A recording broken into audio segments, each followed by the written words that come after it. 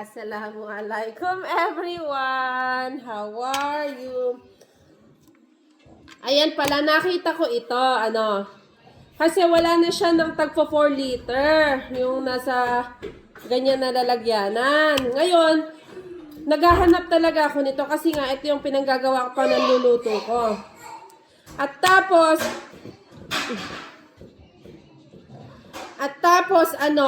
nakita ko to, nag-iisa na lang. Di ibig sabihin, marami talagang nabili nito. Naka-coconut oil. Ngayon, sabi ko sa aking asawa, pwede ba natin itong bilhin?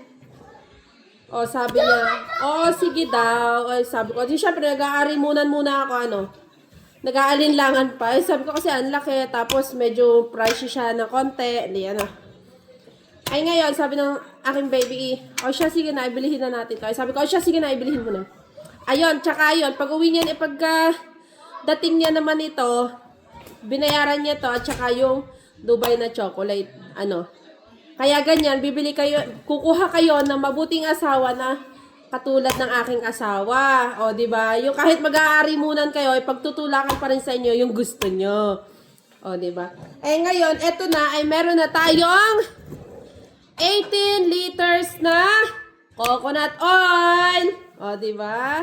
Yun lang. Assalamualaikum. Jasakar Kairan. Bye! Buksan na pala ng aking asawa. Kaya ito ang laman niya. Ayan. O, di ba?